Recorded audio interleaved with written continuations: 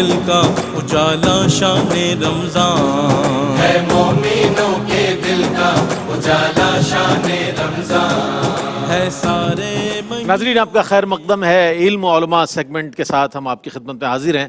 روزانہ متنوع موضوعات کے ساتھ ہم حاضر ہوتے ہیں، جس پر بہت ہی شرح و بس کے ساتھ ہمارے جو شرکاء ہیں، ہمارے اسکالرز جو ہیں، گفتگو فرماتے ہیں اور کوشش کرتے ہیں اپنے وقی مطالعے کی روشنی میں اس موضوع کو ڈسکرائب کیا جا سکے، اس کی وضاحت کے ساتھ آپ تک اس کو پہنچایا جا سکے۔ ہماری بھی کوشش ہوتی ہے کہ ان سوالات کو شامل کیا جائے کہ جو آپ کے ذہنوں پر دستک دینے والے سوالات ہیں۔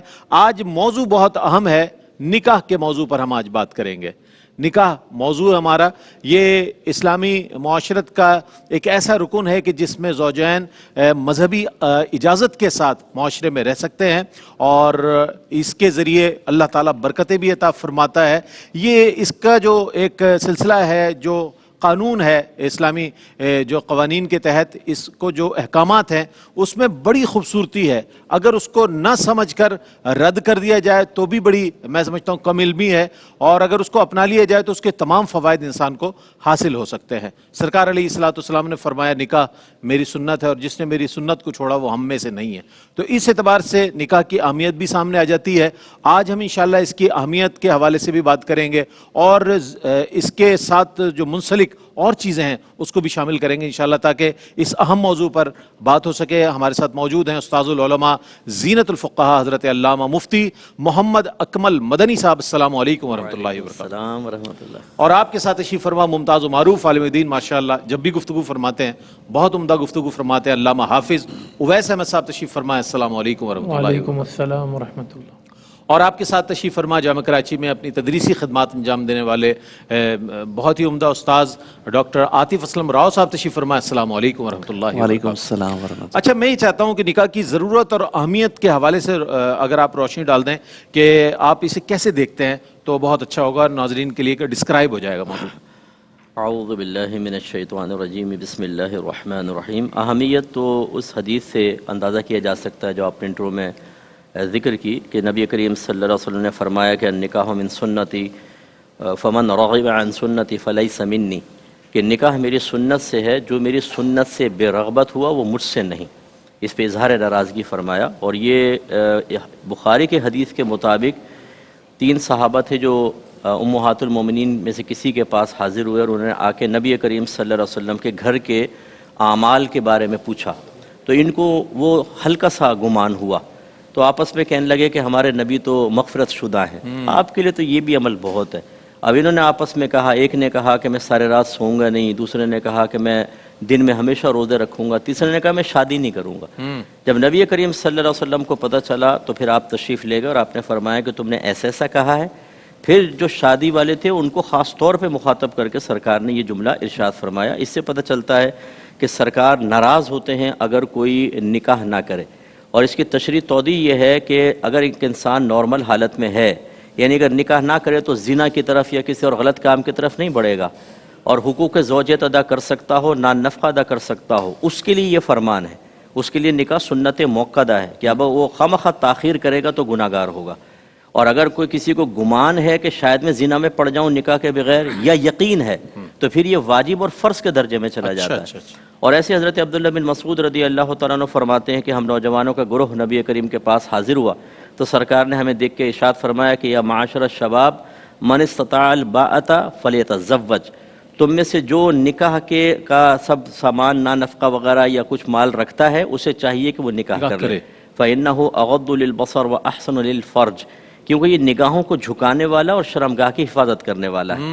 اور فرمایا جو ایسا نہ کر سکے تو پھر وہ روزہ رکھے، فإنہ لہ وجاؤن، کیونکہ وہ اس کی خواہشات کو توڑ دینے والا ہے۔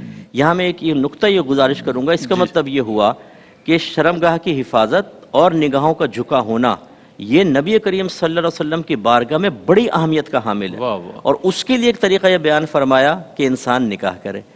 اور اس میں زیادہ توجہ والی بات یہ ہے کہ نکاح کرنے کے بعد بھی اگر کوئی شرارتوں سے باز نہ آئے ٹھرکی قسم کا، تو یعنی نکاح تو اس لیے رکھا تھا کہ نگاہیں جھک جائیں، ستر کی حفاظت ہو، اور کوئی نکاح کر کے بھی خواہشات میں لگے تو اس کا مطلب اس نے تو اس کو تباہ کر دیا۔ اور نبی کریم صلی اللہ علیہ وسلم کا فرمان ذیشان ہے، جس نے نکاح کر لیا اس نے اپنے آدھے ایمان کو محفوظ کر لیا، باقی یاد ایمان کے بارے میں اللہ تبارک و تعالیٰ سے ڈرتا رہے۔ اس کا مطلب ہے کہ نکاح جو ہے، نکاح یہ ہماری نگاہوں کی حفاظت کرے گا، ستر کی حفاظت کرے گا، ہمیں گناہوں سے بچائے گا، اس سے توالد و تناسل ہوتا ہے، سرکار کی نسل آگے بڑھتی ہیں، ہمیں تربیت کا موقع ملتا ہے، ہم اچھے افراد تیار کرتے ہیں، اسلام کو تقویت ملتی ہے، ملک کو تقویت ملتی ہے، اور یہ سلسلہ جب چلتا رہے گا تو انشاءاللہ برود قیامت نبی کریم صلی اللہ علیہ وسلم اپنی امت کی کثرت پر تمام نبیوں پر فخر فرمائیں گے۔ اچھا مفتی صاحب، آپ نے بہت اچھے انداز میں نکاح کی ضرورت اور اہمیت پر روشنی ڈالی۔ ایک سوال اور بھی ذہن میں آتا ہے، اور آج کل بہت زیادہ وہ نوجوانوں میں تو بہت زیادہ اس کو مقبولیت حاصل ہے، کہ کانٹریکٹ میرج جو ہے اس کے حوالے سے فرمائیے گا کہ کیا اس کی اجازت ہے ہمارے معاشرے میں، اسلامی معاشرے میں؟ ہاں، یہ جو کانٹریکٹ میرج ہے، ایک تو ہوتی ہے کہ آپ واقعی نکاح کرتے ہیں اور اس میں نکاح کے لیے کوئی وقت متعین کر لیتے ہیں پیسے کے بدلے میں، اس کو شرعی اصطلاح میں متعہ کہتے ہیں، جو شروع اسلام میں جائز تھا، پھر سرکار نے منع کیا، پھر جائز ہوا، اور پھر قیامت تک کے لیے منع کر دیا گیا۔ جب خیبر کا قلعہ فتح ہوا اس کے بعد سرکار نے قیامت تک کے لیے منع کر دیا۔ اس کی صورت یہ ہوتی ہے کہ آدمی ایک عورت سے کہے میں تم سے 1 سال کے لیے نکاح کرتا ہوں اور اتنے تمہیں پیسے دوں گا، یہ۔ اور ایک ہوتا ہے پیپر میرج ہوتی ہے باہر، اس میں نکاح وغیرہ کچھ نہیں ہوتا، صرف وہاں کی نیشنلٹی وغیرہ حاصل کرنے کے لیے وہ کسی عورت سے پیپر پہ شادی کرتے ہیں، ایک پیپر ورک کر لیتے ہیں اور اس کو پیسے دیتے ہیں، لڑکی اپنے راستے پہ نکل جاتی ہے، مرد اپنے راستے پہ نکل جاتا ہے۔ یہ تو دھوکہ اور فراڈ ہے۔ اور اس میں ایک اور صورت یہ بھی خطرناک ہے کہ بعض اوقات اس میں لکھنا پڑتا ہے کہ میں پہلے سے میری کوئی بیوی نہیں ہے، یا ہے تو میں نے طلاق دے دی۔ اگر کوئی نہیں ہے تو چلے تو جھوٹ ہے، اور اگر یہ ہے کہ تھی میں نے اس کو طلاق دے دی تو فوراً طلاق پڑ جائے گی، چاہے اس کا ارادہ نہ ہو۔ ایک اور خطرناک صورت جو مجھ سے پوچھی یو کے اندر ایک شخص نے، کہ میں نے کورین عورت سے اسی طرح پیپر میرج کی اور ہم دونوں نے ایک فلیٹ شیئرنگ پہ رکھ لیا۔ پہلے یہ سوچا تھا کہ پپو ہوں میں بالکل وقت کا خواجہ حسن بصری، لیکن کہاں رہا خواجہ بصری، نہ خواجہ رہا، نہ حسن، نہ بصری، سب ختم ہو گیا۔ پتہ چلا کہ کچھ عرصے بعد زنا میں مبتلا ہو گیا۔ اب کہتا ہے صاحب میں اتنا ڈپریشن میں ہوں، ضمیر کی ملامت میں ہوں کہ میں نے تو خالی ویسے سوچا تھا ہم شیئرنگ پہ روم لے لیں گے، اب یہ ہو گیا۔ تو لازم بات ہے بھیڑوں کے چھتے میں ہاتھ ڈالیں تو وہ دستبوسی تو کرنے سے رہیں، وہ لازم بات ہے ڈنگی ماریں گی، وہی ہوا پھر یہاں پر۔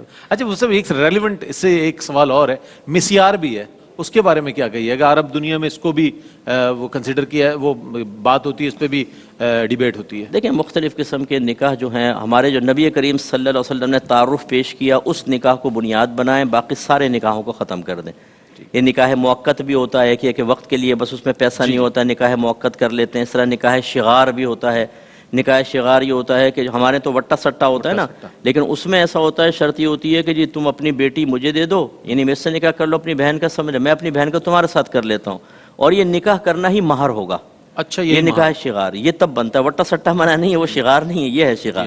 تو اس طرح جو جتنی بھی یہ نئی نئی صورتیں ہیں کہ جن کے اندر ایک نئی کنڈیشن لگائی جاتی ہے، سب سے پہلے اس میں علماء سے معلوم کیا جائے، اگر وہ پرمیشن دیں تو کریں، ورنہ جس طریقے سے تجارت میں ہم نے کل مال حرام پہ بات کی، اس سے مال حرام ہو جاتا ہے، زندگی تباہ ہوتی ہے، ایسے جو اگر نکاح حرام ہو جائے اس سے بھی زندگی تباہ ہو جاتی ہے۔ اب جیسے بھی ایک مجھے میرے شاگرد یہ عالم ہے، سندھی بچہ ہے، اس نے کہا ہمارے گاؤں میں ایسے نکاح ہوتا ہے کہ جا کے وہ لڑکی سے کان میں پوچھتے ہیں تمہارا نکاح فلاں سے کر دیں؟ اچھا گواہ کھڑے ہوئے یہاں پہ ٹوٹرو، انہوں نے بتا دیا ہاں کر دیں جی، آ کے پھر دولہا کے کان میں کہتے ہیں ہم نے تیرا نکاح فلاں سے کر دیا، گواہ نہیں سن رہے، اچھا کہتے ہیں اس لیے تاکہ کسی کی بچی کا نام اجنبیوں کے سامنے نہ آئے۔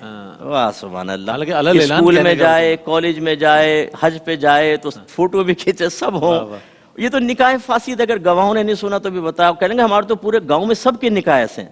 اور نکاح فاسد میں جسمانی تعلق حرام ہوتا ہے اور پیدا ہونے والے بچے ولد الحرام ہوتے ہیں، ولد زنا نہیں ہے، ولد الحرام۔ یہ جہالتیں جو ہیں کہ ہم نئی نئی پھلجڑیاں نکال لیتے ہیں اور شریعت کو چھوڑ دیتے ہیں تو یہ نتیجے نکلتے ہیں۔ ٹھیک ہے ٹھیک ہے، اس پر بھی آئیں گے کہ ایجاب اور قبول کے حوالے سے جناب دو جو ہیں فریقین جو ہیں ایک دوسرے کے ساتھ راضی ہیں، ایک ایجاب کر رہا ہے ایک قبول کر رہا ہے، تو جناب پھر تو وہ چیز رہ نہیں جاتی۔ یہ اس کے لیے بہت ساری چیزیں ہیں جس کو آج ڈسکس کریں گے، کلام شامل کر رہے ہیں، حمد رب جلیل پیش کریں گے ہمارے تینوں ثنا خان ثقلین رشید، دانیال شیخ اور ماسٹر سمیر۔ لا الہ الا ہو، لا الہ الا ہو، ایک طلب ہے ایک ہی خو، لا الہ الا ہو، لا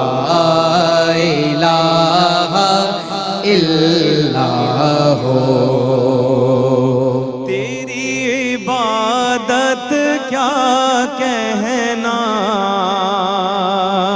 تیری حقیقت کیا کہنا، تیری عبادت کیا کہنا، تیری حقیقت کیا کہنا، ہو گئی دنیا قبلہ رو لا الہ الا ہو، لا الہ الا ہو، اٹھ گئے آنکھوں سے پردے، اٹھ گئے آنکھوں سے پردے، راز کھولے سب جلووں کے،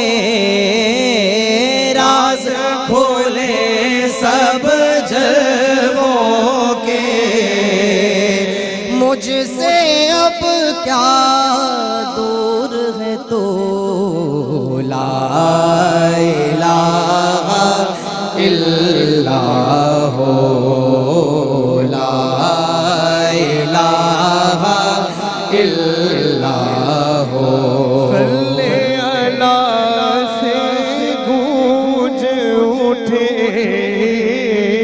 صلی اللہ سے گونج اٹھے، تیرے غرم کی آج فضا، تیرے حرم کی آج فضا، آئی مدینے کی خوشبو، لا الہ الا ہو، لا الہ الا ہو،